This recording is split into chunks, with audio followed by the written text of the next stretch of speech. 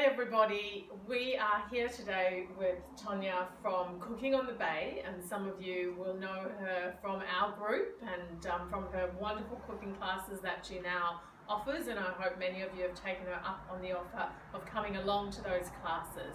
But our focus for today is salt, and you would have heard me go on and on about the importance of salt on a real food diet, because we have low intakes when we are not eating processed foods. And so we need to be mindful of putting salt back into our diets. And so what we wanted to get into today is more of a practical way of doing that. Speaking about how salt can add flavour and really enhance our foods, the different types of salts that are available, what benefits each of them have, when to use them in our cooking, and a whole lot of other things that Tonya is going to help us learn about. And so I'm excited to hear about all of this stuff, because for me this is not my area of expertise, and so I want to find out a little bit more too. So I'm going to hand you over to Tonya, and she is going to start by telling you a little bit more about this wonderful ingredient, salt. Thanks, Vicky. Thank you.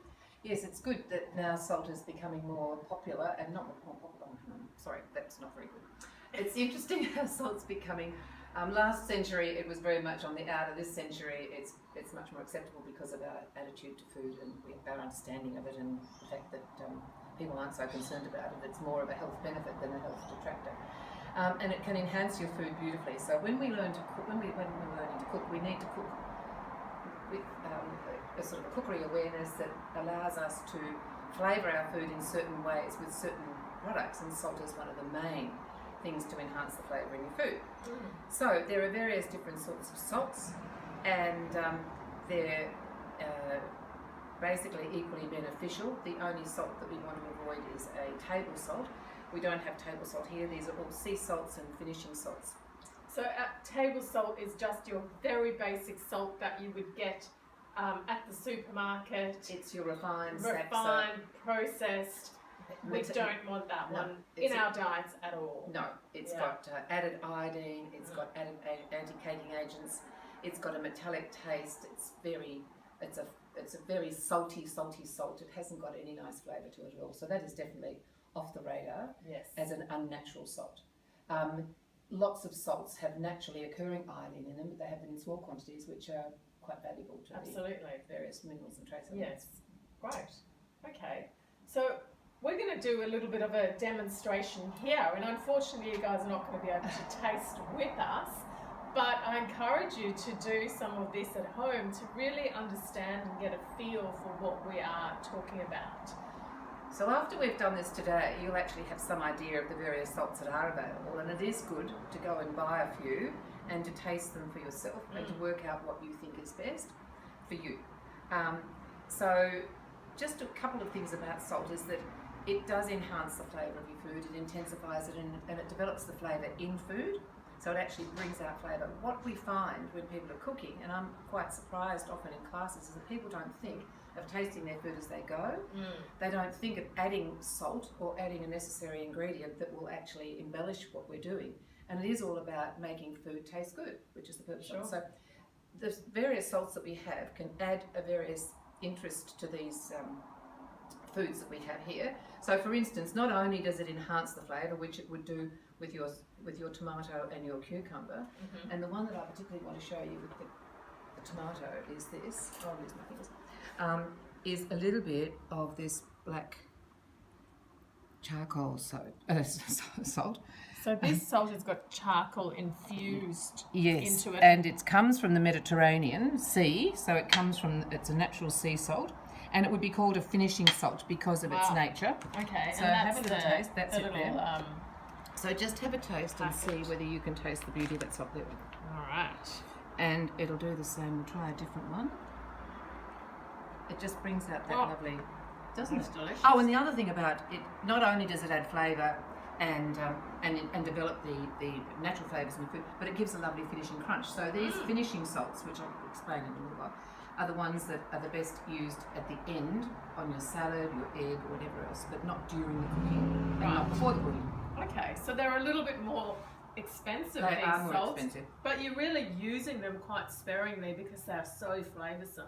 That's right. Right. So one of my favourites is this one. So a little bit of fleur de sel from the Camargue region in the south of France. And can we get that here? Yes, you can. Unfortunately, they're all a little bit difficult sometimes to get, but you can buy all of these things online. Okay. And when you're travelling, that's the first port of call that you need to stop off at. But if you can't get your French fleur de sel, if you have a taste of that, see if you can tell the difference in the flavour of the salt. It's subtle. It's it's a lot more subtle than the previous one, but it definitely enhances the radish.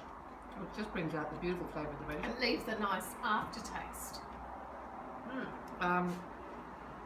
It's one of my favourite salts, and I actually use it as a finishing salt because I do have access to it, because whenever I'm there I always buy it. But we do have some very good finishing salts similar in Australia. As I said, I'll actually go through them in more detail in a moment.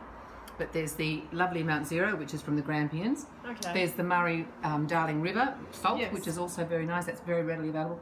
There's the Malden Sea salt, which is also readily available. So this particular charcoal infused one is available from the South Melbourne market. In fact, most of them are available from the South Melbourne market. Okay, so more probably delis, specialty stores as opposed to supermarket, but they're not available in the they're out supermarket. You there. might find Malden and you might find Yeah, Murray I think River you in the might get the supermarket. Murray River. I might have seen that, but So otherwise, it enhances the flavour, and it does counteract bitterness. So if you've got something that's very bitter, such as a grapefruit or a Campari, you can do a test on it. But I thought we'd do it with a lemon. Yes. So if we just have perhaps a Which bit one of the we're Malden picking. and have a little taste of that on your lemon. So a lot of people think they need sugar That's to take right, away but bitterness, no, but we can use Salt does a much better job. There we Much go. better. Much, much better. And the same thing with your chocolate. We're going to put some Alright, chocolate in let's there. put some lemon. See what happens to my face. Oh, I love eating lemon.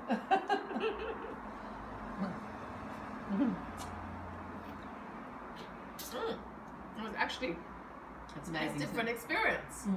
Different. I'm not getting any of that. No, you don't get that Look, sharp tang No. at all. So it's very interesting. Very And good. with chocolate, which is the last one that we'll do, Yes. just here, if you put a little on the chocolate, and we'll put a finer one, because otherwise it's a bit harder to... Which one do you want? Oh, we'll try them That out. one?